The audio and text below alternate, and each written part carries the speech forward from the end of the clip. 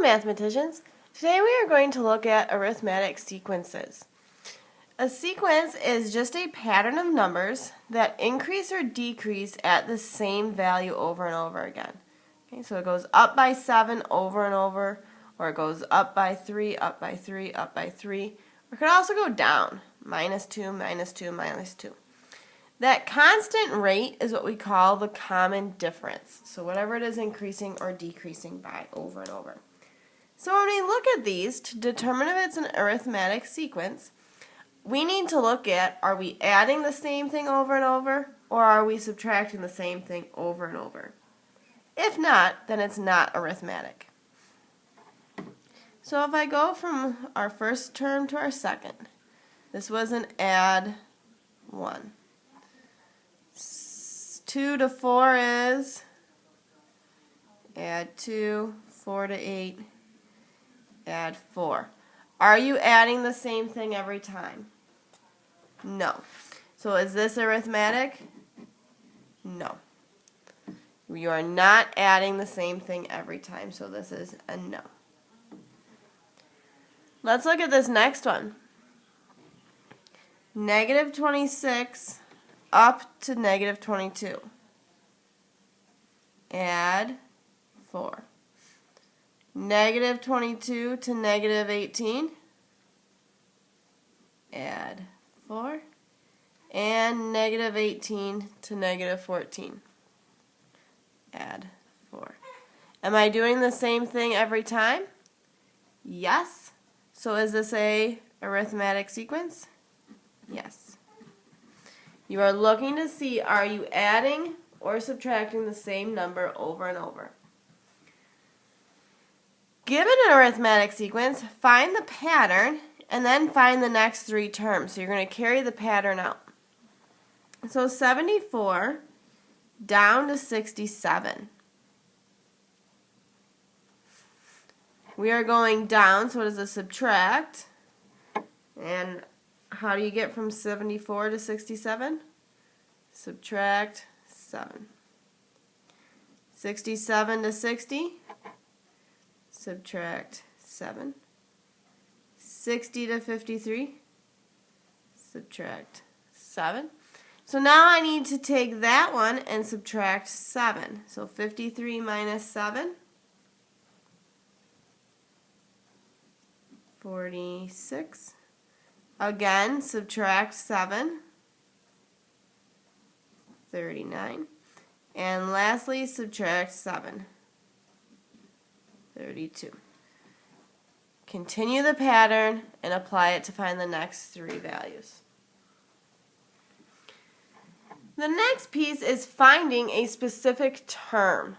Okay, so finding the 6th term or the 6th number in the pattern.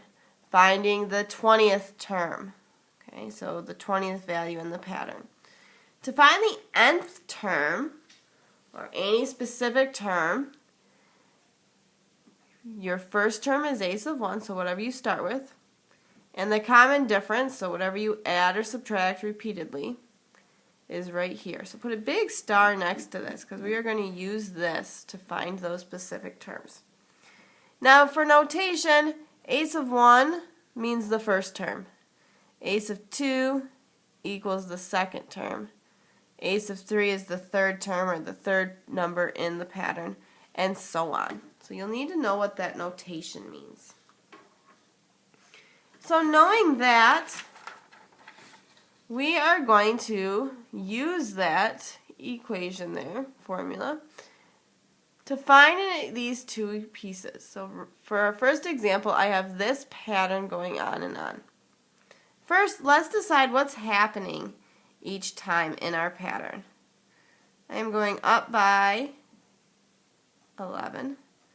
And double check, is that happening here? Up by 11. And lastly, up by 11. So our pattern is that we're increasing by 11. So it says write an equation for the nth term. So we're not exactly sure which term, we're just going to put a variable there. So any term, so a sub n, and I'm using this formula here.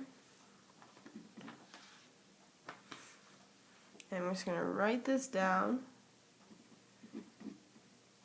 And we're going to fill in the pieces.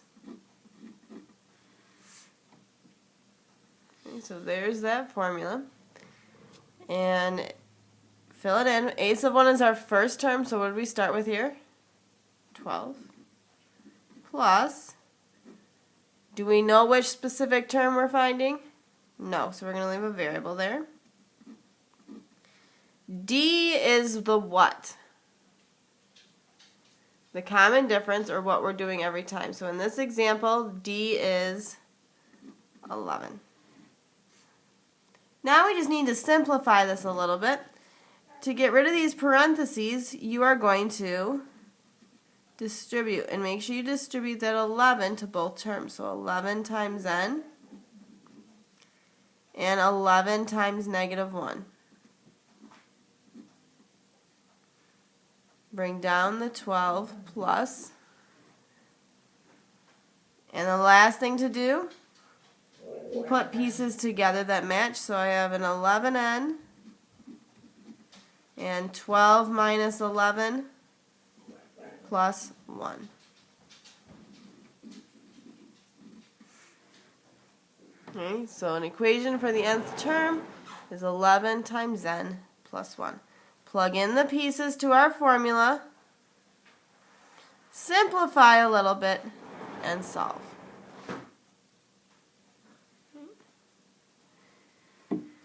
The next piece says find the 10th term. Find the 10th term. So if you were to continue this out, what would that term be? Now we could add 11 every time to see what we get to. But what if I said find the 99th term? You don't want to keep doing that over and over. That would take forever. So we're going to use that information and our equation to find that specific term. So if I look at our thing, it is a sub n equals a1. And we're going to plug some things in. I want the 10th term, so a sub 10. Plug things in. A sub 1 is what we start with. What did we start with here? 12. N is the term I want. Which term do I want this time? The 10th term. And D, what did we say D was? What we go up by every time. So I go up by 11. Go ahead and simplify. Do what's in parentheses first.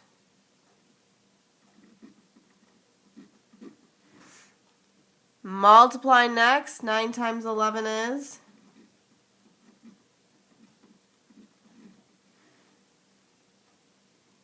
And 12 plus 99? 111. So a sub 10, or my 10th term, is 111. Plug in those pieces you know to this formula. You need to know the first term and what the common difference is, or how it is increasing or decreasing. The last thing we need to do is graph the first 5 terms. So we had, our first term was 12, second term 23, third term 34, 45, and then one I'm missing is the 5th. And what did we say they went up by every time? 11. So what should the 5th term be? 56. So we are going to graph this.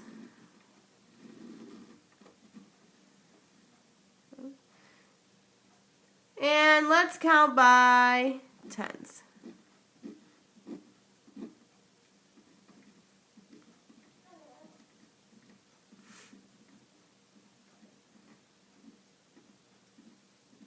Okay.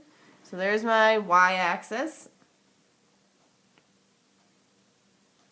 I need to make it a little bit bigger so I can get all the way up to 56. And now for my x-axis, my first term, second term, third term, fourth term, fifth term. So my first term, I am going up to 12. Second term, I will go up to 23. Third term, what should I go up to? 34. Fourth term, 45.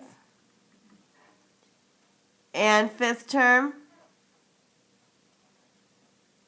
56. Those points should form a straight line because you are increasing at a constant rate. Nice job today, mathematicians.